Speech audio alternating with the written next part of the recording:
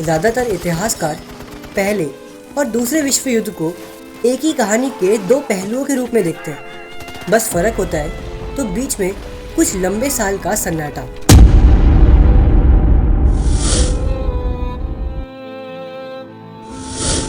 (1918) में पहला विश्व युद्ध खत्म हुआ और 1939 में दूसरा शुरू।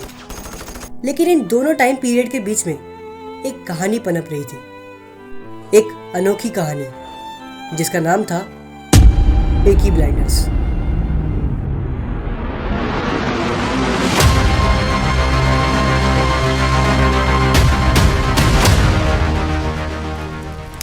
ये सीरीज जितनी सिनेमैटिक और ड्रामेटिक है उतनी ही गहराइयों से भरी हुई। कहानी की शुरुआत वहाँ से होती है जहाँ पर पहला विश्व युद्ध खत्म होता है। थॉमस शेल्बी और उसके जैसे हजारों सोल्जर्स का जंग से वापस आना एक बहुत बड़ी अचीवमेंट थी, मानो जैसे कि उन्हें एक नया जीवन मिला हो। शारीरिक रूप से वो सोल्जर्स जिंदा थे, लेकिन उनके अंदर कुछ मर चुका था। अब तक जो लोग ये सोच रहे थे कि ये सारे सिपाही जंग के बाद अपने घर जाकर वापस नॉर्मल हो जाएंगे, वो बिल्कुल गलत थे।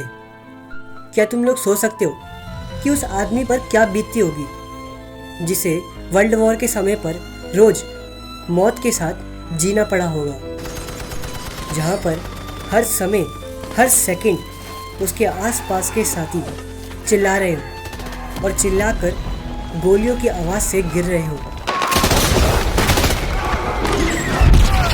जहाँ ना सिर्फ वो बल्कि हर कोई मौत का सामना कर रहे हो, जहाँ पर एक गलती एक धमाका पूरी टीम को मिट्टी में मिला देगी।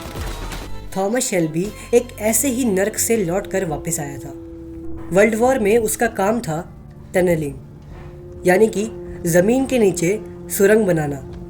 हाँ, दुश्मन की ज़मीन के नीचे मौत का रास्ता बनाना। हर कदम पे जान का खतरा, हर पल एक धमाके का डर।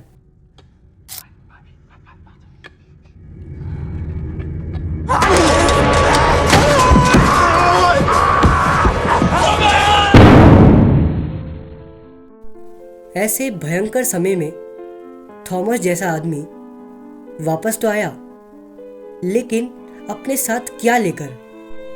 डर, गिल्ट, घबराहट, गुस्से का लावा जो कभी भी फट सकता था। जंग ने उसे एक अलग ही रूप में ढाल दिया था। Nearly got fucking everything! एक ऐसा रूप जो किसी जानवर से कम नहीं था। उसने अपने अंदर वो दरिंदगी देखी थी जो एक इंसान में सोची भी नहीं जा सकती।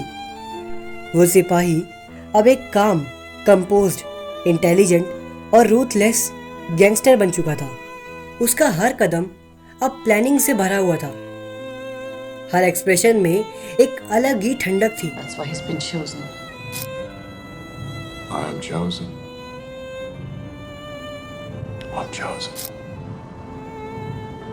Can the chosen one smoke?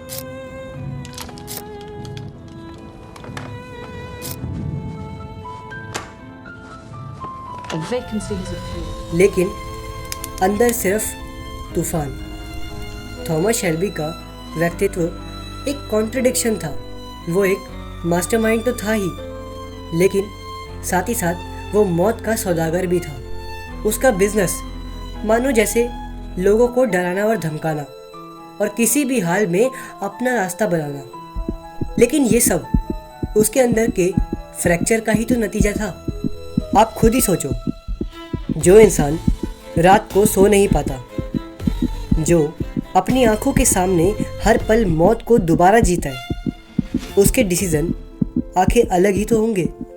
जैसे मानो युद्ध ने उसके अंदर से इंसानियत का एक बहुत बड़ा हिस्सा छीन लिया था।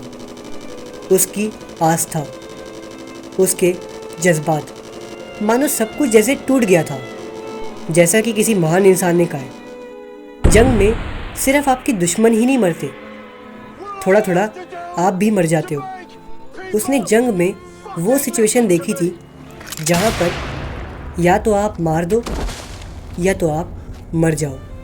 वर्ल्ड वॉर के बाद थॉमस शेल्बी का ऐसा बनना एक बहुत ही नेचुरल प्रोसेस था।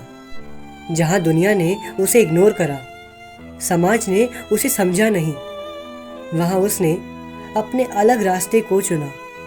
जो लोग थॉमस शेल्बी को एक क्रिमिनल और गैंगस्टर कहते हैं, वो लोग शायद उसके असली दर्द को समझ नहीं पाते। उसके अंदर कई ऐसे गुण हैं जिनको हम अपने अंदर एडमायर कर सकते हैं। उसका फियरलेस होना, उसके सोचने की शक्ति, लीडरशिप क्वालिटीज़। लेकिन यही उसके कुछ पहलुओं से दूर रहना ही बेटर है। पीकी ब्लाइंडर्स सीरीज कहानी है उन सोल्जर्स की जो जंग से लौट तो आए लेकिन कभी वापस नहीं आए, और शायद थॉमस शेल्बी उनमें से सबसे ज़्यादा रिप्रेजेंटेटिव है। वो एक ऐसा आदमी था जो एक तरीके का दर्द का समुंदर था और दूसरी तरफ आइस कोल्ड डिसीजन का मास्टर।